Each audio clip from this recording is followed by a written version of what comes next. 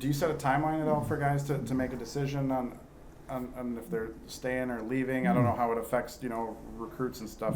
We've seen this kind of Adam Johnson, middle of the summer. That's a kind of rare instance. But no, I think it all plays out. I mean, obviously, the sooner that we know, the better. But that's not how it works. I mean, there are major decisions for players, and certainly if they're in that situation, they'll take as much time as they need. Stars just announced that Riley Tufte signed with them. Your thoughts on him making the jump to the NHL and what he was able to do over 3 years here? Maybe not as many goals as people thought, but man, a lot of titles he helped bring here. Well, number one, it's awesome. I think it's awesome for him. I mean, obviously, him being a first-round pick, for us to get 3 years out of him was great. Obviously, to be a part of 2 championships and three tournament Frozen Fours, he obviously had 3 pretty good years, and I think he's matured a lot as a player. I think he's ready for the next step, and I'm excited for him and his family to get that opportunity. So hopefully it's another one we'll be watching here shortly, playing some NHL games. How did you see Riley grow through kind of the different roles and such he had on this team this year? Well, it's not just this year. I think over his time here, it's a huge jump coming out of high school. He didn't start well because of the broken wrist, and so he didn't have the first part of the year. Was getting acclimated, but you saw what he did the second half. I just think he's taken steps over the year. I mean, I'm not a big numbers guy. You always want guys to score more or do this, and that's for you guys to talk about. But I look at the player, and I look at his development, and I look at some of the things that he's gotten better at. I mean, if you look at his defensive game right now, it's twice as good as it was before he came in here. So that's an important thing for him moving on. He does have the offensive ability, and he's going to develop into a power forward type player, and but just his maturity and the steps he's taken, those are the things we look at. I mean, I would have taken him back for another year for sure, but he's ready for that next step, and we're all excited to see where it's going to take him. Looking ahead maybe to next year's recruiting class, what you guys have 4 guys signed right now. Maybe starting with Zach Stexel. What have you seen out of him and his development? Where you see him kind of fitting in next year? Well, if Shep comes back, he's going to be behind him, but it's a good mentor to have. So, obviously with that, he's had 2 good years of junior hockey. There's some academic stuff right now with him that we're waiting on, so we'll see. But if he comes in, he's going to have, an opportunity to learn from one of the best goalies in college hockey and one of the best goalie coaches in college hockey. So I think it's a great opportunity for him to get in some games, hopefully a little bit, and just learn and be prepared, to play the next 3 years, at a high level. I mean, we're bringing him in to be that type of number 1 guy, and it's great to have that opportunity to come in and watch and learn and know that we have a guy that, if he's here, can do the job. Low height, McCabe and Olsen, what can you tell us about those forwards? Well, Luke is obviously played last year up in Penticton. He's drafted by Ottawa. He's a power forward. He's going to play physical. He can score goals. He's going to bring that element of grit and compete and skill.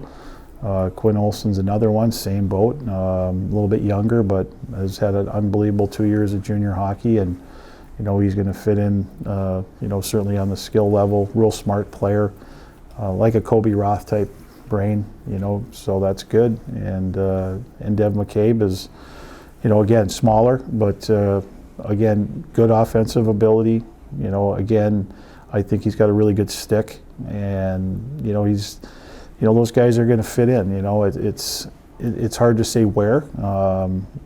I'm just going to wait and see how things all shake out here first. But we're excited about those guys, and we're probably going to add probably another player. So it's one of those things where we brought him and recruited him for a reason, and they all bring something a little bit different. But I like the fact that we do have some guys that can score some goals and bring a little speed element to the game and compete level to the game. So we'll see where it goes.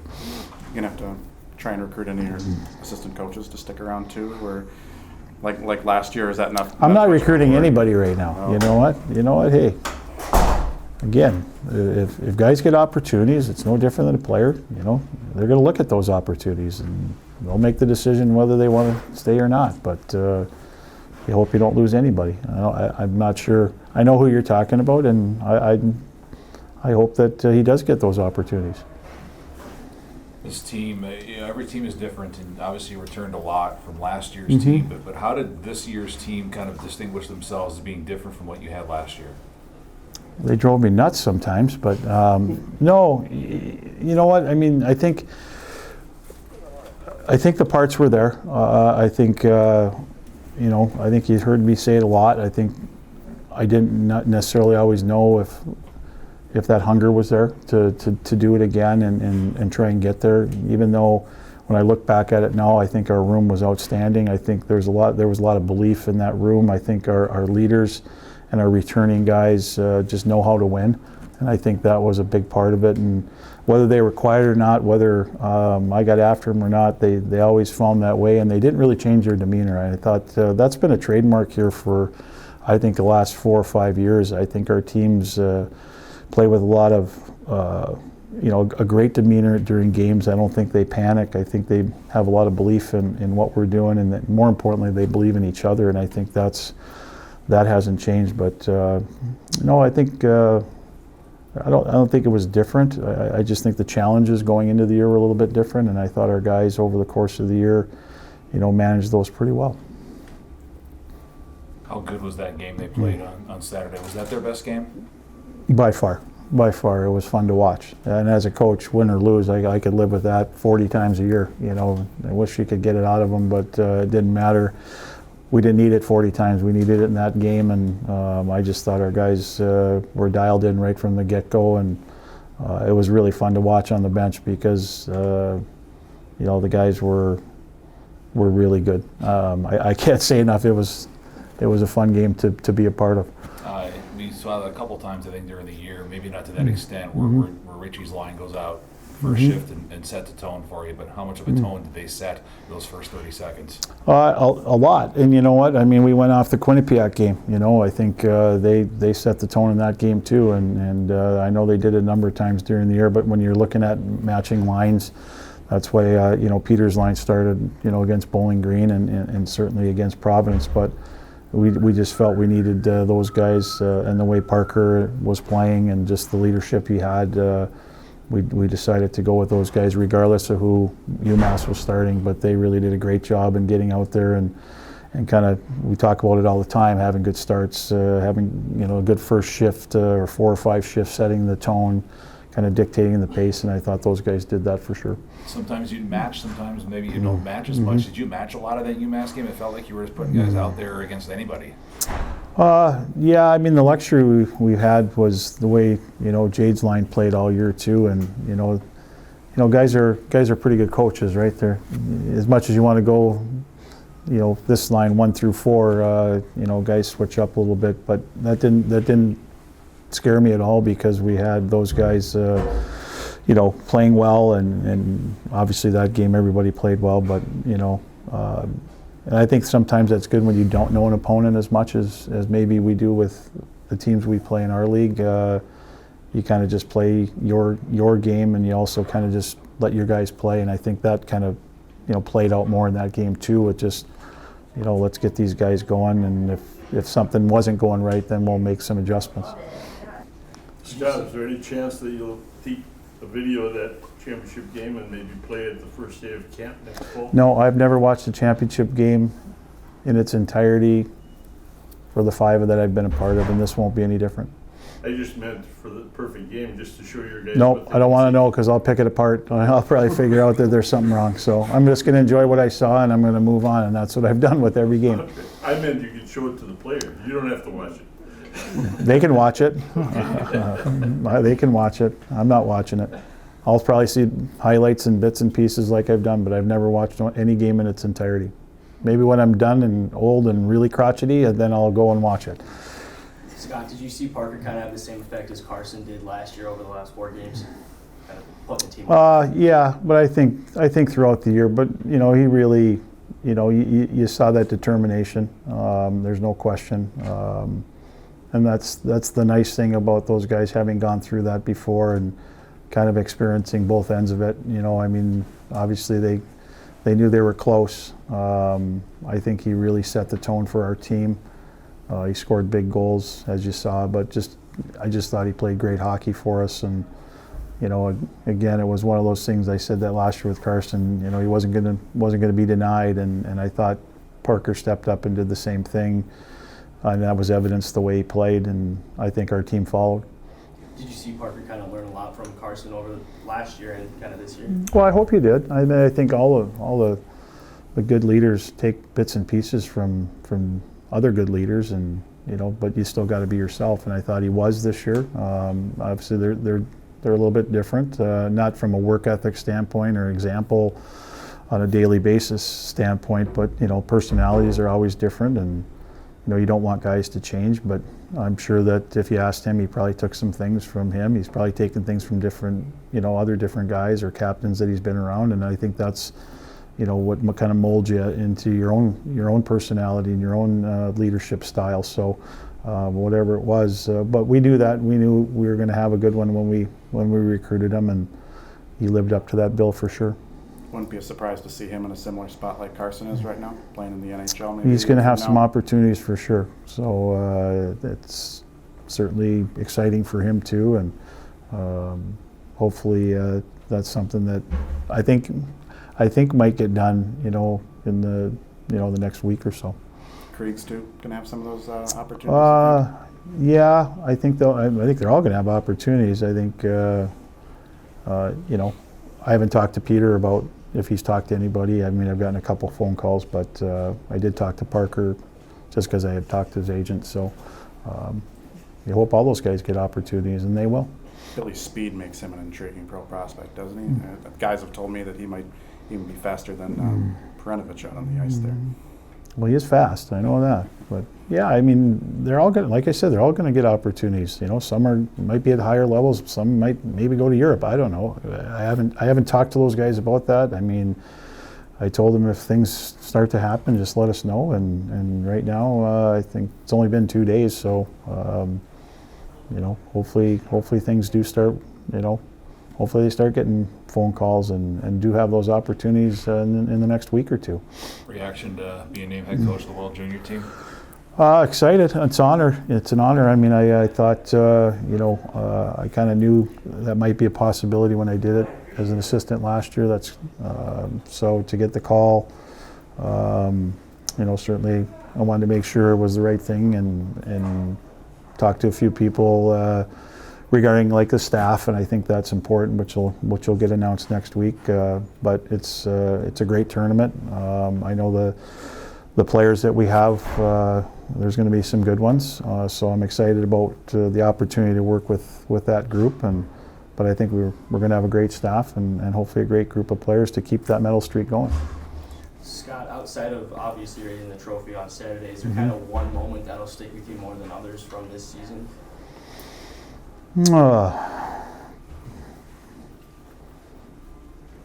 I don't know if there's really one. I mean, I'm just going to keep going back to the Saturday game probably because it was just exciting and fun to watch, and when you're on the bench and you see your team, you have a pretty good feel for your team, and just to watch those guys play the way they did in a big moment probably stands out more than anything because that was pretty cool. It was really fun to watch. The story of Andrew Dietrich this year, just having a chance to see him and what he was able to do in practice and things like that. You don't hear that story very often. What was it like with him there this year? Well, he stopped me in the shootout, so I'm not really a fan of his anymore. But no, I'm just kidding. No, tough position. Obviously, when we found out Ben had to have shoulder surgery, we were searching and we had some different options and.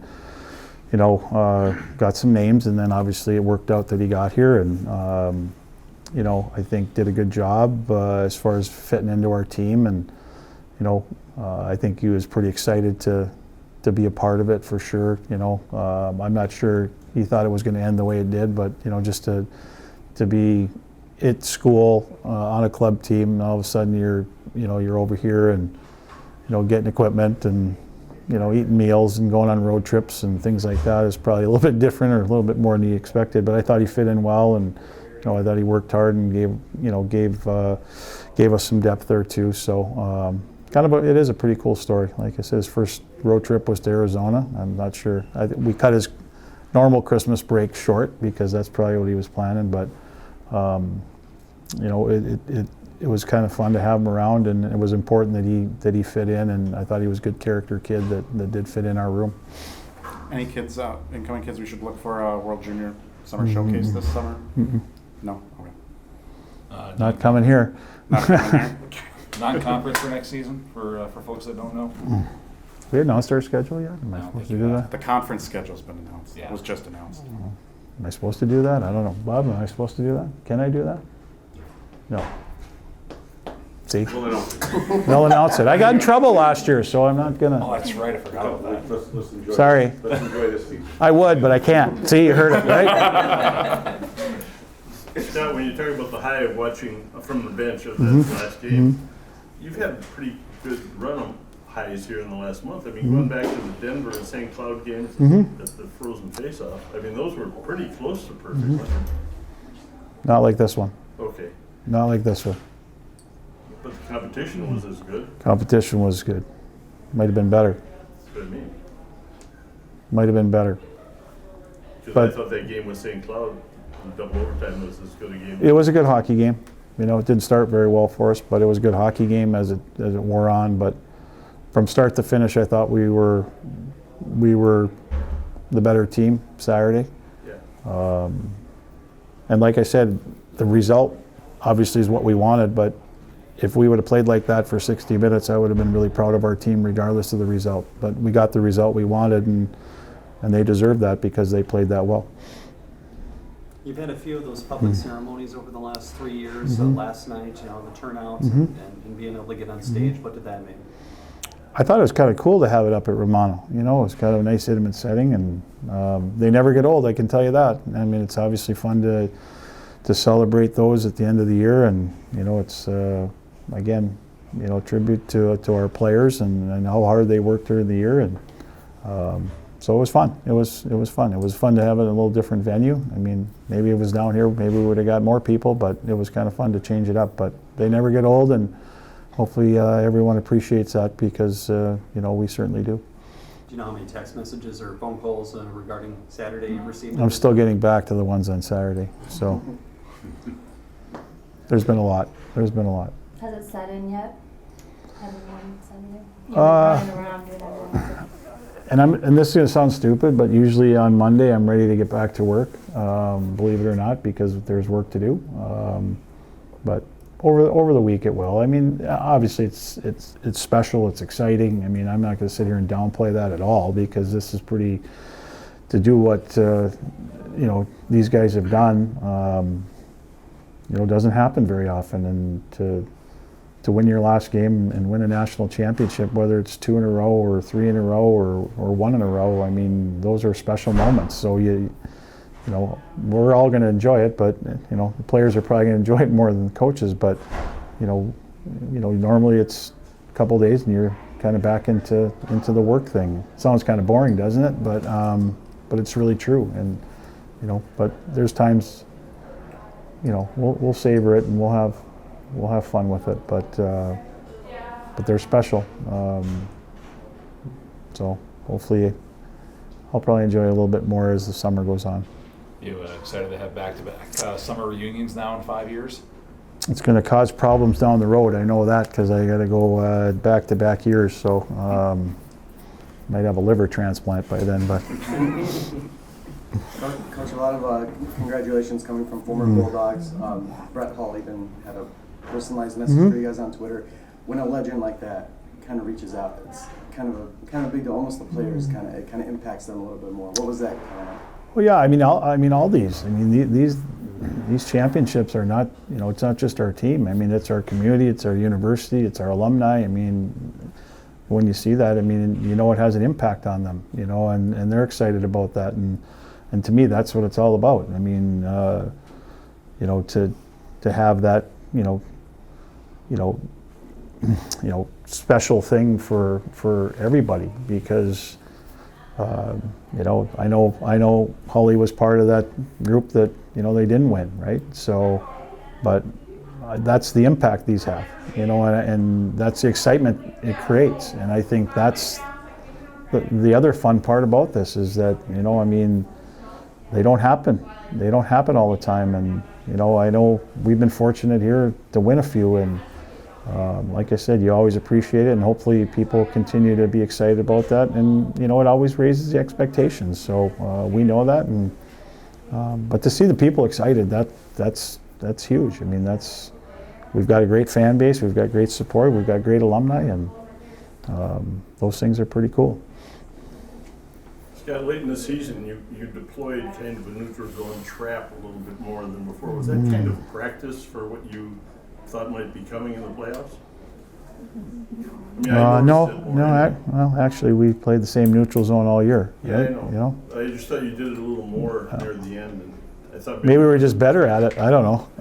No, we don't change too much. I mean, that's how we play. I mean, it's basically a 1-2-2 neutral zone. If you want, everybody plays it. But our guys, there's some adjustments you can make throughout a game with it. But for the most part, there wasn't really any changes to anything that we did. At the time, Yeah, I mean, we work on different things throughout the season in case we have to, but we always seem to stay with the thing that's working. And so guys don't like change, just be good at what you're doing. And so I thought our guys, so if that's what it looked like, it wasn't anything specific, I can tell you that.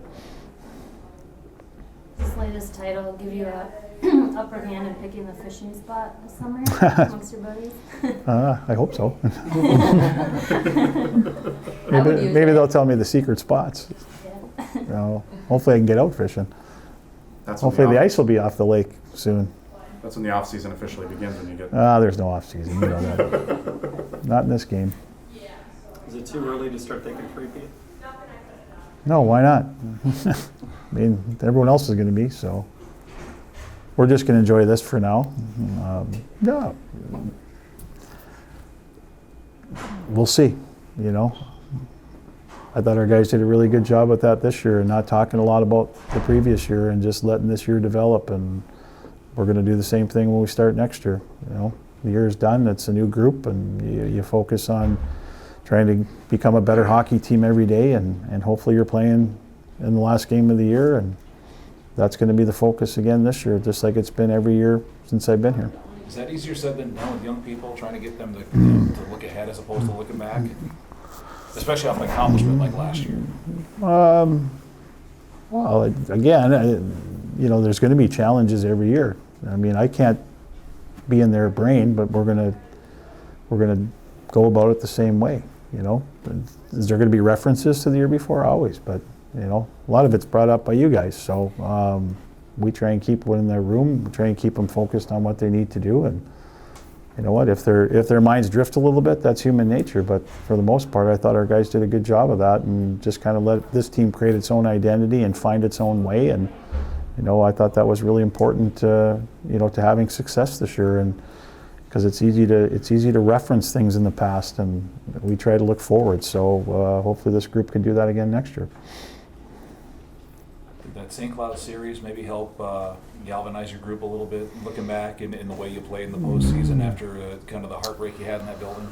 I thought we became a better team coming out of there, even though we lost 2 games, and I thought that's kind of how we spun it with our group, because I thought we did play pretty well in both those games, much like the game we played in the championship.